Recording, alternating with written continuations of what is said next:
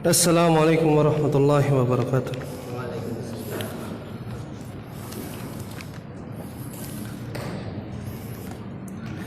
Innal hamdalillah nahmaduhu wa nasta'inuhu wa nastaghfiruh wa na'udzu billahi min shururi anfusina wa min sayyiati a'malina. Man yahdihillahu fala mudilla lahu wa man yudlil fala hadiya lahu. وأشهد أن لا إله إلا الله وحده لا شريك له وأشهد أن محمدا عبده ورسوله. اللهم صل وسلم وبارك على نبينا محمد وعلى آله وصحبه أجمعين. قال الله تبارك وتعالى: يا أيها الذين آمنوا اتقوا الله حق تقاته ولا تموتن إلا وأنتم مسلمون. يا أيها الناس اتقوا ربكم الذي خلقكم من نفس واحدة وخلق منها زوجها وبث منهما رجالا كثيرا ونساء واتقوا الله الذي تساءلون به والأرحام إن الله كان عليكم رقيبا. يا أيها الذين آمنوا اتقوا الله وقولوا قولا سديدا يصلح لكم أعمالكم ويغفر لكم ذنوبكم ومن يطع الله ورسوله فقد فاز فوزا عظيما. أما بعد فإن أصدق الحديث كلام الله وخير الهدى هدى محمد صلى الله عليه وآله وسلم وشر الأمور محدثاتها وكل محدثة بدعة وكل بدعة ضلالة وكل ضلالة في النار. ثم بعد أيها المسلمون والمسلمات أعزني الله وإياكم بالعزة الإسلام والإيمان. Segala puji hanyalah milik Allah Subhanahu wa taala yang dengan nikmatnya serta rahmatnya kita dapat berkumpul di salah satu rumah Allah Subhanahu wa taala dalam rangka menuntut ilmu yang Allah turunkan kepada Nabiullah Muhammad sallallahu alaihi wasallam. Karena di sana ada sebagian saudara kita dari kalangan kaum muslimin justru mereka menghadiri majelis-majelis duniawiyah meninggalkan majelis-majelis ukhrawiyah. Mereka lebih tersibukkan dengan mencari nafkah. Meskipun di sisi lain mencari nafkah adalah kewajiban, tapi menuntut ilmu lebih wajib. Maka nikmat kita duduk di sini adalah nikmat yang Allah khususkan bagi kita. Perhatikanlah sabda Nabi sallallahu alaihi wasallam, "Man yuridillahu bihi khaira yufaqihu fid din." Barang siapa yang Allah kehendaki kebaikan bagi orang tersebut, maka Allah akan fahamkan, berikan pemahaman yang baik, yang benar dalam urusan agama. Kita di sini insyaallah dalam rangka tafaqquh fid din. Dan di antara kita sudah ada yang duduk di majelis ilmu tetapi salah mengambil ilmu kepada orang-orang yang terkadang penampilannya sunnah, penampilannya seperti ulama, tetapi hati-hati mereka qulubuhum qulubus syayatin. Hati-hati mereka hatinya syaitan yang menyeru kepada neraka, pintu neraka Jahannam. Nas'alullah salama wal afiyah. Maka nikmat yang kedua yang wajib kita syukuri saat ini adalah kita wajib bersyukur atas nikmat Allah dipilih untuk kita tidak masuk ke dalam golongan sesat, golongan yang Rasulullah SAW telah sampaikan dalam hadis iftiraqul ummah, walladzi nafsu Muhammadin biyadih, kata Nabi SAW, demi zat yang jiwa Muhammad di tangannya, sataftariku hadhil ummah, akan berpecah belah umat ini ila 73 firqatan, menjadi 73 golongan. Sintani wa sab'una finnar, yang 72 diancam oleh Allah Subhanahu wa taala dalam neraka Jahannam, wa wahidatun fil jannah, dan hanya satu yang diberikan janji selamat oleh Allah Subhanahu wa taala menuju surganya, yakni ma ana alaihi al-yawma wa ashabi, kata Nabi sallallahu alaihi wasallam, yakni siapa saja yang aku dan para sahabatku hari ini di atas golongan tersebut. Maka persatuan kita ayyuhal muslimun adalah persatuan di atas sunnah, di atas sunnah Nabi Muhammad sallallahu alaihi wasallam. Bukan sunnahnya organisasi ini, bukan sunnahnya bendera ini dan itu. Bukan. Karena setiap golongan pasti akan menyeru kepada golongannya. Kullu hizbin bima ladaihim farihun. Setiap golongan pasti akan berbangga-bangga, memuji-muji kebaikan golongan mereka. Tapi golongan Rasulullah SAW tidak dibatasi. Tidak ada kata KTA, kartu tanda anggota. Tidak ada. Siapapun yang masuk ke jamaah Rasulullah SAW dan para sahabatnya radhiyallahu ta'ala anhum ajmain, terbuka lebar. Tapi syaratnya harus mengikuti benar-benar, tidak sekedar ucapan.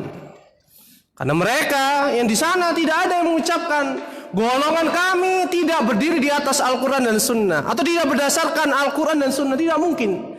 Kalau seandainya mereka melakukan itu, mereka kan keluar dari Islam. Pasti mereka mengatakan kami di atas atau berpegang teguh dengan Al-Quran dan Sunnah. Itu sudah mutlak, harga yang tidak bisa ditawar.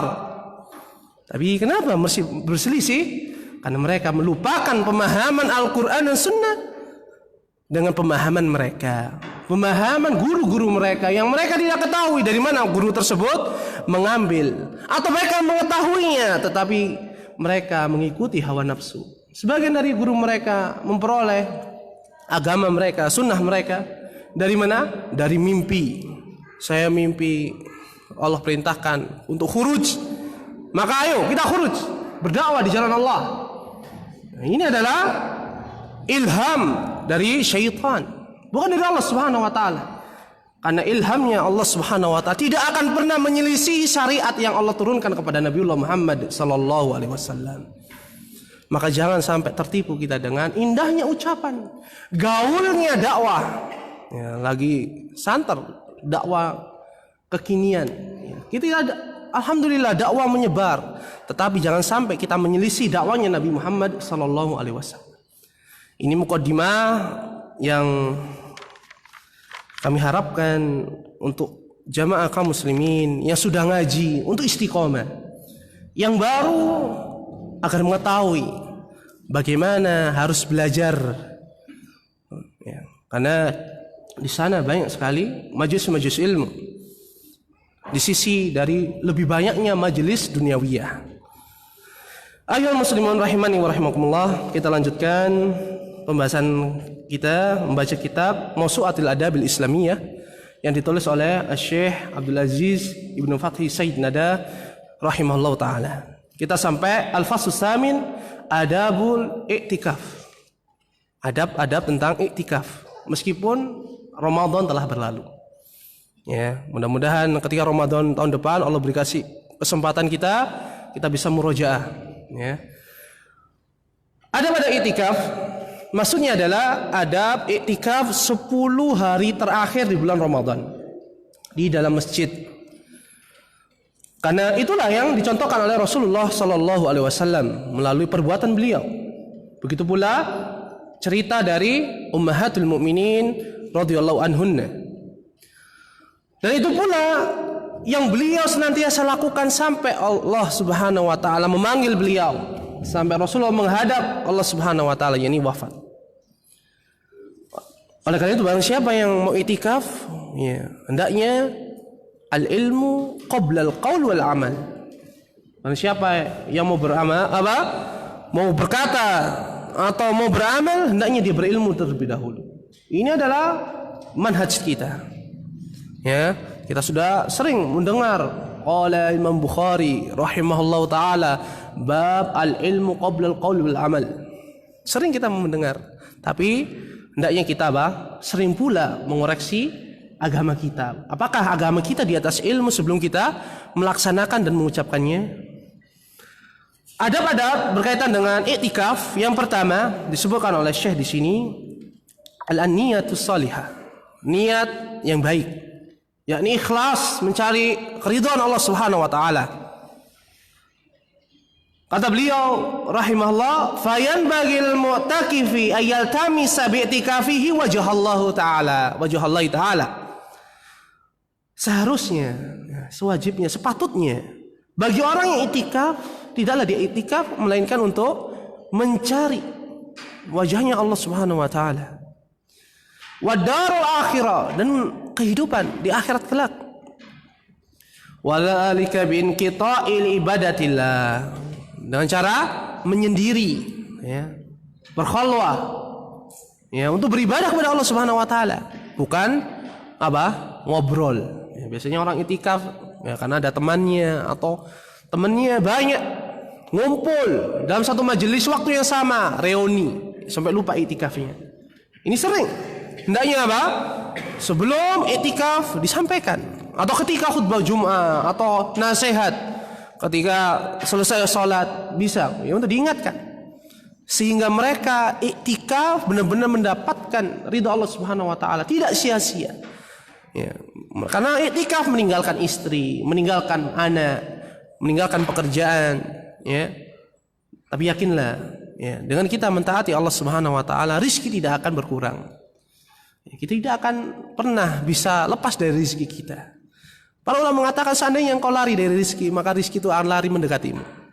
Tidak akan pernah lepas sampai, apabila kita lepas, bukan lepas berarti sampai di situlah rizki kita akan mati. Yang kedua, al-adabu tsani, al-i'tikafu fil ashril akhirati min Ramadan. I'tikaf di 10 hari terakhir di bulan Ramadan. Wa hadhihi sunnatun Nabi sallallahu alaihi wasallam. Dan inilah sunnahnya Nabi sallallahu alaihi wasallam. Dalilnya mana? An Aisyah radhiyallahu anha, dari Aisyah radhiyallahu anha, beliau ahli ilmu.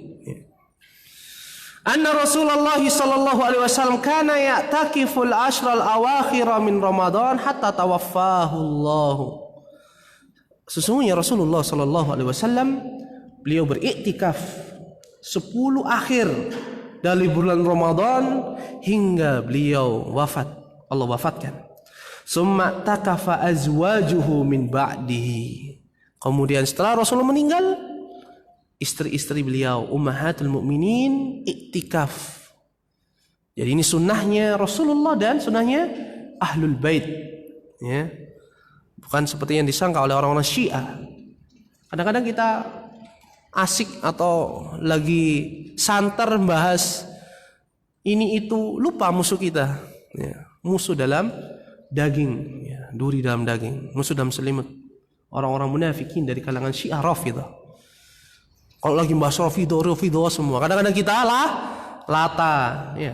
Bukan lata itu sesembahnya orang jahiliyah, bukan. Kita lagi bahas ini semuanya bahas, nge-share ini semuanya nge-share ini. Lupa kita dengan sesuatu yang penting, musuh kita dari dalam, yakni orang-orang Syiah Rafidhah. Orang-orang Syiah Rafidhah tidak melakukan i'tikaf, ya. Kemudian beliau mengatakan fayajuzul i'tikafu fi ghairiha. Di sini ada perkataan beliau rahimahullah, dan boleh i'tikaf di selain 10 akhir di bulan Ramadan. Wa afdaluhu ma dzakara min i'tikafi fi Ramadan. Adapun yang paling afdal, yang paling utama adalah i'tikaf 10 terakhir di bulan Ramadan. Jadi kalau ditanya apakah hukum i'tikaf selain 10 bulan Ramadan di akhir, hukumnya boleh. Ya, boleh. Dan yang utama 10 hari terakhir. 6. Adab yang ketiga, al-i'tikafu fil masjidil jami'. I'tikaf di masjid jami'. Masjid jami' ini adalah mustalah yang menyebutkan masjid itu digunakan oleh banyak kaum muslimin, entah kuantitasnya, kemudian di dalamnya juga didirikan salat 5 waktu serta salat Jumat. Ini namanya salat masjid jami'. Mudah-mudahan ini masjid jami'. Nah, fala yasihu kata Syekh rahimahullah an ya'takifa rajulu fi baitihi. Dan tidak diterima ya iktikafnya seorang di rumah. Nah, saya di masjid nanti ngobrol sama teman saya iktikaf di rumah. Ini salah. Mestinya adalah ya saya iktikaf di masjid dan tidak ngobrol, begitu. Balil wajib kata Syekh, bahkan yang wajib adalah ayatakifa fi masjid kama fa'ala Nabi sallallahu alaihi wasallam. Sebagaimana apa yang dilakukan oleh Rasulullah. Wa qad qala ta'ala, dan sungguh Allah Ta'ala berfirman, wala tubashiruhunna wa antum akifuna fil masajid. Dan janganlah kalian mencampuri istri-istri kalian, ya. Sedangkan kalian dalam keadaan iktikaf di masjid.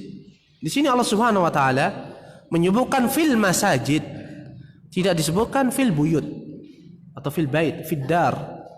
Nah, maka di sini para ulama mengatakan fadallatil ayatul karimatu ala anna i'tikafa la yakunu illa fil masjid.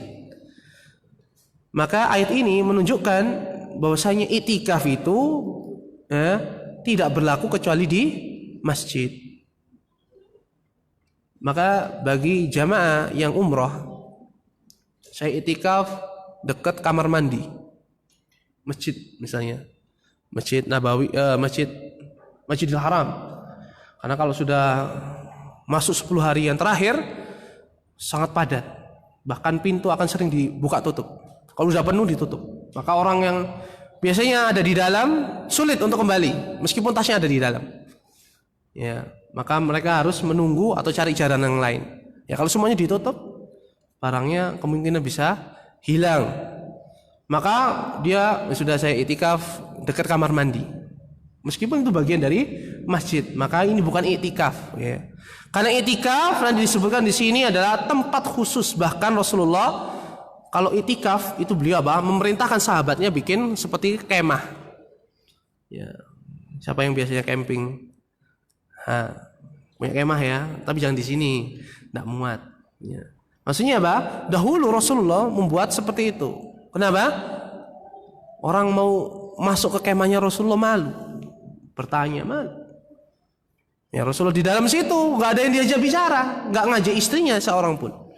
Jadi beliau bisa khusyuk, tadarru, ya merendah, bersimpuh, ya hanya untuk Allah Subhanahu Wa Taala dan di hadapan Allah Subhanahu Wa Taala. Ya, meskipun kita tidak bisa mendirikan kemah, ya maka minimal kita serius, tidak ngobrol, tidak main HP, ya. Kita sibukkan diri kita dalam i'tikaf beribadah kepada Allah Subhanahu wa taala. Kata Syekh, "Fayanbaghi lahu ayatakifa fil masjidil jami'i hatta la yattur ila al-khuruji min masjidihi li salatil jumu'ah." Dan seharusnya ya orang yang beriktikaf itu di masjid jami' hingga dia tidak ada kebutuhan mengharuskan dia keluar dari masjidnya untuk sholat Jumat, ya. Karena 10 hari Jumat itu minimal 1 kali. Kalau keluar ya batal. Seandainya pun dia mensyaratkan saya akan i'tikaf kecuali untuk sholat Jumat, maka dia hilang keutamaan ketika dia keluar. Meskipun i'tikafnya masih dianggap sah oleh sebagian para ulama. Wallahu taala alam.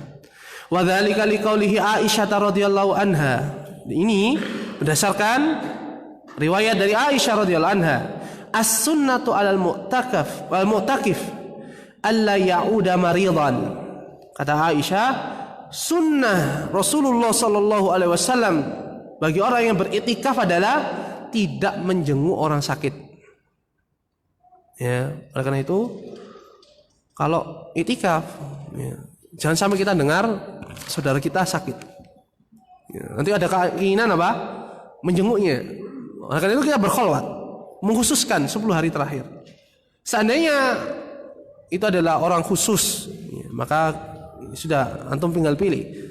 Ya, keluar, ya, sedangkan i'tikaf itu sunnah dan orang khusus itu bisa jadi wajib. Maka kita kembalikan mana yang lebih utama, sunnah atau yang wajib?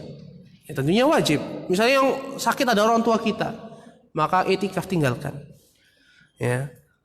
Bahkan sebagian para ulama menyebutkan kalau istri kita orang yang lemah, butuh bantuan, tidak bisa ngurus rumah tangga itu sendirian, anaknya banyak, misalnya 9 anaknya, ya kita tinggal, anak kita kemana nggak tahu, ibunya bisanya cuma jaga 3, yang 6 entah kemana, maka wajib kita nggak boleh iktikaf, wajib di rumah.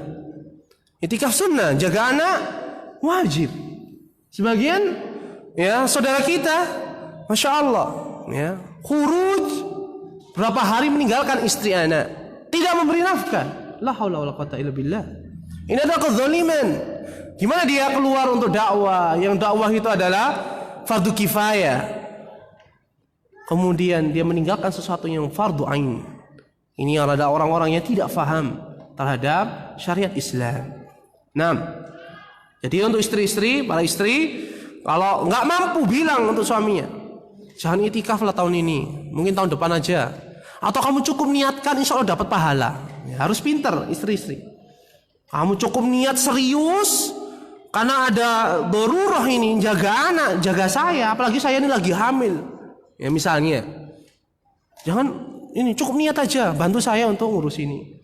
Apalagi HPL-nya misalnya 10 hari terakhir. Nah, ini harus diperhatikan. Jangan kita tidak sensitif, tidak perhatian terhadap orang yang ada di bawah penguasaan kita. Nah, kata Aisyah, ya orang termasuk sunnah Nabi SAW bagi orang yang itikaf adalah tidak menjenguk orang yang sakit. Yang kedua, wala yashhadu janazah, tidak menyaksikan jenazah. Ya syukur-syukur kalau jenazahnya disolatkan di sini. Ya, misalnya itikafnya di sini, cukup, tidak perlu ngantar. Ya, pahalanya lebih besar mana? Ya tergantung antum mana. Iktikaf atau ngantar orang sampai kuburan, pahalanya 1 qirot. Ya, tinggal antum pilih. Dan kita tidak tahu mana yang lebih besar. Silakan ijtihad. Kalau saya bukan ahli ijtihad. 6. Wala yamas imra'atan, dan tidak bercumbu dengan istrinya. Ya, Rasulullah pernah iktikaf, beliau hanya untuk memberikan kebutuhannya Aisyah, beliau masukkan kepalanya ke jendela kamarnya Aisyah untuk disisir. Ya, karena Aisyah sangat cinta kepada Rasulullah, ya nggak pingin cintanya luntur atau kecewa. Ya, rambutnya kepalanya begini, ya disisir. Kemudian Rasulullah iktikaf kembali. Rumahnya jauh, masa kita pulang? Ya enggak, ya. Wala yubashiruha, dan tidak berjima dengannya. Ya. Dan kaitannya dengan ini ayat yang tadi dalam soal Baqarah, waktu iktikaf awal-awal itu sahabat ada yang enggak kuat nahan syahwatnya. Ngajak istrinya jima di salah satu pojok masjid. Sebagian riwayat mengatakan seperti itu. Jangan digambarkan masjidnya seperti ini, lampunya terang, ya enggak, dulu enggak ada lampu. Lentera, kalau malam dimatikan. Wallahu ta'ala alam. Kemudian turunlah ayat ini, wala tubashiruhunna wa antum aqifuna fil masajid. Nah, kemudian wala yakhruja li hajatin, tidak keluar dari tempat iktikafnya untuk hajah. Hajah itu bukan darurah. Karena ada 3 yang seingat kami, yang kami dulu pelajari, kebutuhan seseorang itu ada 3, dibagi jadi 3. Yang pertama darurah. Darurah ini yang mananya darurah, yang ada kaidah ad-daruratu tubihul mahdzurat. Darurat itu darurat, bahasa kitanya darurat. Itu kalau kita nggak melakukannya itu mati. Itu namanya darurat. Ya, atau kita berkaitan dengan nyawanya yang orang lain, itu darurat. Contoh, ya kita sedikit melebar, ada orang kecelakaan, akhwat, tidak berhijab, roknya di atas lutut, kemudian tersingkap auratnya, kecelakaan. Kita mengetahuinya, apakah kita menghindar? Sedangkan jalanan ramai atau sepi, kita pegang itu. Hadis yang lain menyebutkan ya nggak halal seorang menyentuh wanita yang bukan mahramnya. Kemudian sisi lain kita harus menyelamatkan nyawa orang, maka selamatkanlah. Ini namanya ad-daruratu tubihul mahdzurat. Ya, yang darurat itu membolehkan apa? Larangan menyentuh wanita yang bukan mahram. Tapi karena ini kondisinya darurat, dibolehkan oleh syariat. Hanya waktu itu saja. Atau sampai kita antar ke tempat yang aman, puskesmas atau UGD. Setelah itu ya sudah cukup, ya. Jangan mentang-mentang darurat, dilus-lelu, sabar ya Mbak. Ini syaitan. Ini namanya bukan darurat. Kenapa? Kaidah mengatakan yang lain, ad-daruratu tuqaddar biqadriha. Darurat itu apa? Ya sebatas waktu itu saja. Para ulama menyontohkan kalau ada orang safar dahulu nggak kehabisan bekal, kemudian dia kalau safar itu kan seperti orang mau mati. Ya, bayangkan safar naik onta, padang pasir sejauh mata memandang, nggak tahu di dalam padang pasir seluas itu ada apa.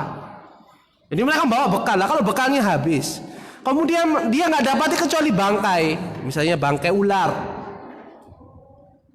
Antara dia mati atau makan bangkai, maka dia makan bangkai, maka syariat membolehkannya, tapi hanya sekedar untuk nyambung nyawa, nggak boleh untuk bekal.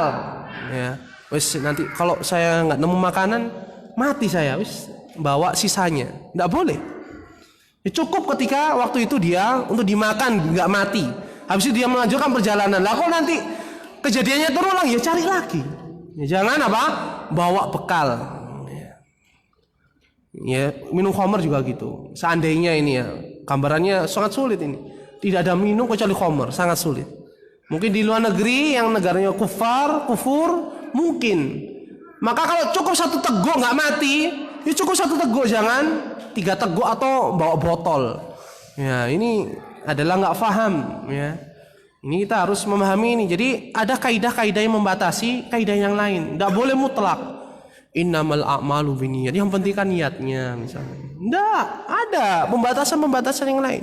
Dan kajiannya di Ustadzuna Fahri Abu Umainah hafizahullah taala. Nah, maaf melebar sekali. Jadi hajah di sini adalah di bawahnya darurat. Jadi kalau kita nggak memenuhi hajah kita nggak mati kita. Tapi apa? Ada sesuatu yang hilang. Ini namanya hajah. Yang ketiga, kebutuhan kita ada namanya tahsinat. Tahsinat itu nggak butuh kita, tapi kalau punya nggak masalah. Misalnya apa? Apa yang tahu? Kita nggak butuh, tapi kalau ada kita bisa menikmatinya. Orang punya motor, terus ada mobil, rumahnya deket, antar tempat kerjanya, mau ke masjid deket, naik motor cukup. Tapi dia punya mobil, maka dia punya mobil ini namanya tahsinat. Boleh dia menggunakannya. Enggak, ini mubazir antum, punya mobil rumah deket aja. Ya enggak ada larangan punya mobil. Ya, ini namanya tahsinat. Ya, wallahu taala alam. Kemudian kata Aisyah, illa lima la budda lahu minhu, kecuali yang tidak bisa tidak untuk dia lakukannya. Tadi enggak boleh jenguk orang sakit. Ternyata yang sakit orang tuanya, wajib. Kemudian mengantar jenazah, ternyata jenazah putranya, kerabatnya, maka dia lebih berhak untuk memenuhi haknya kerabatnya daripada iktikaf. Ya, kemudian istrinya sudah lagi benar-benar ya syahwatnya memuncak ini. Misalnya istrinya juga lagi nggak puasa, kenapa nggak kuat? Misalnya nyusuin, tapi dia sudah selesai masa nifasnya. Daripada istri kita jajan yang lain, ya cari orang lain untuk mengisi kekosongan hatinya, lebih baik kita yang membatalkan iktikaf, kemudian kita memperbarui iktikaf kita. Kemudian kata Aisyah radhiyallahu anha, wala i'tikafa illa bisaumin. Ya, dan tidak ada iktikaf kecuali ya dalam keadaan puasa. Kata Aisyah, wala i'tikafa illa fi masjidin jami'in, dan tidak ada i'tikaf kecuali di masjid jami'. Ini pendapatnya Aisyah radhiyallahu anha. Sebagian ada dalam hadis, sebagian wallahu taala alam. Intinya apa yang disebutkan Aisyah ini adalah pemahaman beliau terhadap Nabi sallallahu alaihi wasallam, karena di dalamnya beliau mengatakan as-sunnatu 'alal mu'takif. Maka hendaknya kita memperhatikan ini. Bisa jadi ini adalah hadisnya mauquf sampai kepada Aisyah saja, tapi marfu' hukman, hukumnya sampai kepada Nabi sallallahu alaihi wasallam. Wallahu taala alam. Al-adabur rabi', adab yang keempat. Al-i'tikafu dakhila khaba'in aqbatin fil masjid. Ya, ini yang sekarang susah. Yakni i'tikaf di dalam kemah atau tenda di dalam masjid. Bukan di luar ya, tempat parkir, bukan, dalam masjid. Wa hadza mimma yu'inul mu'takifi ala an yakhluwa bi rabbih. Dan ini dapat membantu orang yang i'tikaf ya di dalam berkhalwat, menyendiri dengan Rabbnya azza wa jalla. Wa la yudayyi'u waqtahu, dan dia tidak menyia-nyiakan waktunya, karena di dalamnya dia hanya sendirian.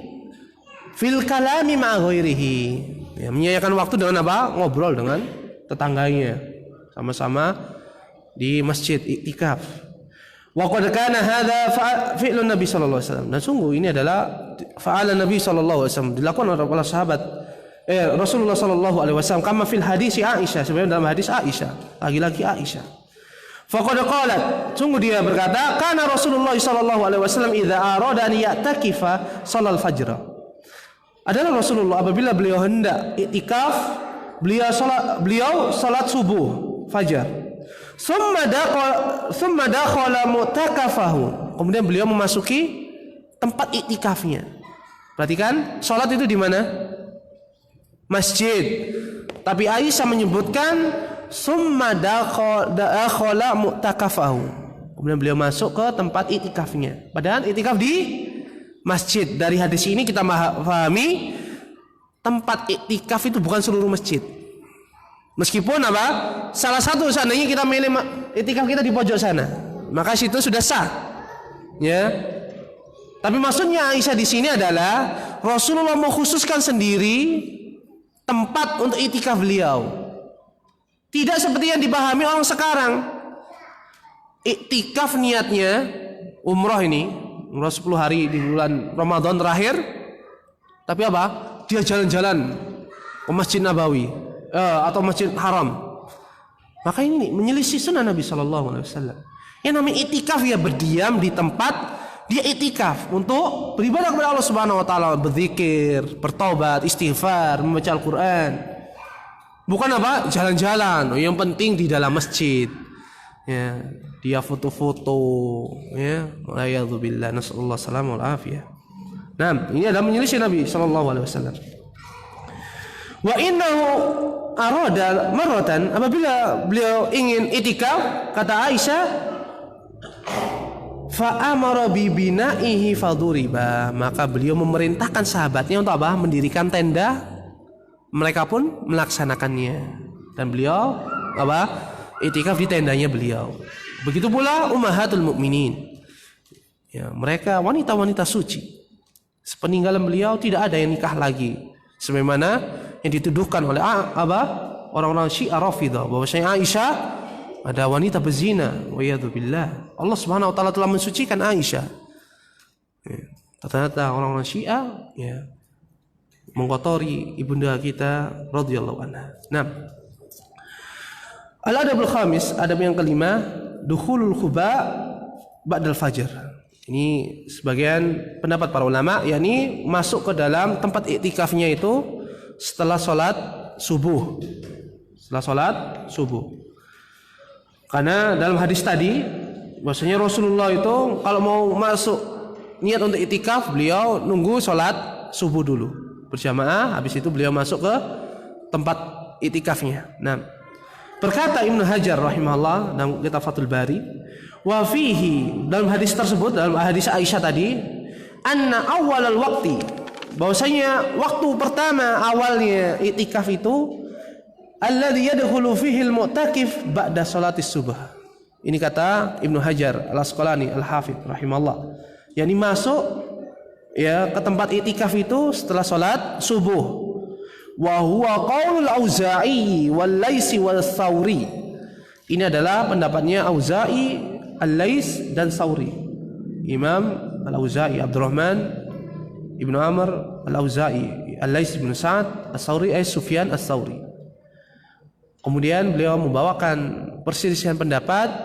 Kata beliau, yakni penulis Syekh Abdul Aziz rahimahullah, lakinnahu, akan tetapi Al-Hafidz Ibnu Hajar mala ila ma dzakarna, condong kepada pendapat bahwasanya disunahkan itu masuk untuk i'tikaf memulainya kapan? Setelah sholat subuh. Ini berarti ada perselisihan. Wallahu ta'ala alam. Yang kembali kepada sunnah lebih aula. Adab yang keenam, ada khurujil mu'takifi min masjidihi li ghairi darurah. Tidak boleh bagi orang yang i'tikaf keluar dari tempat i'tikafnya atau masjid itu kecuali untuk darurah. Ini nggak boleh. Ada hajah yang pengen belanja ini belanja itu, yang dia nggak belanja nggak mati misalnya.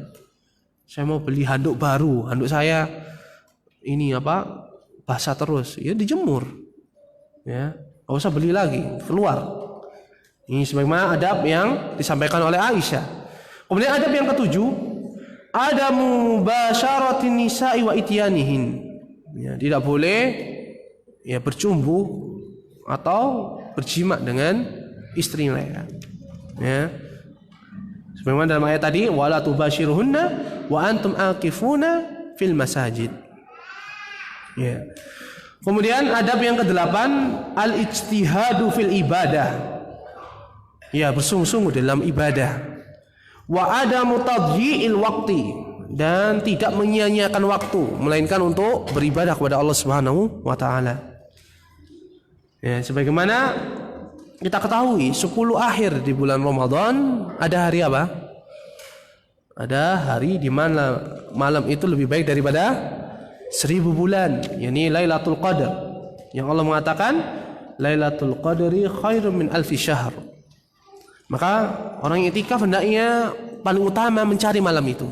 Ya, meskipun para ulama banyak menyebutkan sering ya Lailatul Qadar itu bertepatan dengan malam ganjil yang akhir 27 atau setelahnya, ya.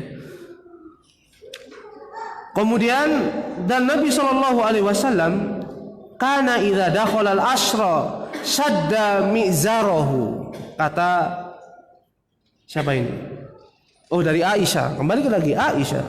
Kata Aisyah radhiyallahu anha, adalah Rasulullah apabila sudah masuk 10 akhir di bulan Ramadan, beliau mengecangkan ikat pinggangnya, sarungnya, ya.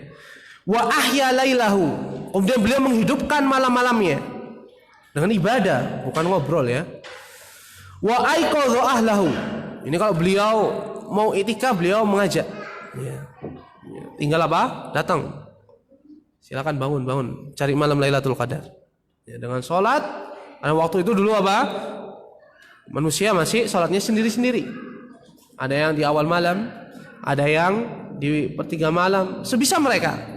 Dan diutamakan memang di sepertiga akhir malam, ya, karena Allah Subhanahu wa taala turun waktu itu. Nah, ini apa yang disampaikan oleh Aisyah radhiyallahu taala anha.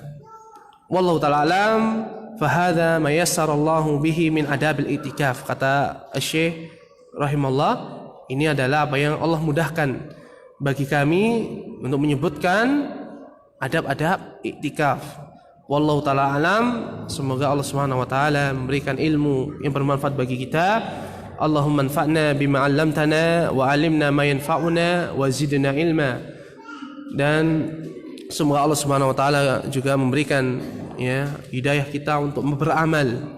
Karena betapa banyak orang yang berilmu tidak Allah berikan taufik untuk mengamalkannya atau tidak diberi kesempatan untuk beramal, maka barang siapa yang berilmu kemudian dia bisa beramal, maka dia wajib bersyukur kepada Allah Subhanahu wa taala. Wallahu taala alam. Apabila ada pertanyaan bisa sampaikan 1 atau 2 saja. Tidak ada pertanyaan? Karena ini sangat mudah ini. Iktikaf sudah berlalu juga. Nggak ada? Kita tutup dengan kafaratul majlis. Subhanakallahumma bihamdika asyhadu an la ilaha illa anta astaghfiruka wa atubu ilaik. Wa sallallahu wasallam ala nabiyyina Muhammadin wa ala alihi washabihi ajmain. Walhamdulillahirabbil alamin. Wassalamualaikum warahmatullahi wabarakatuh.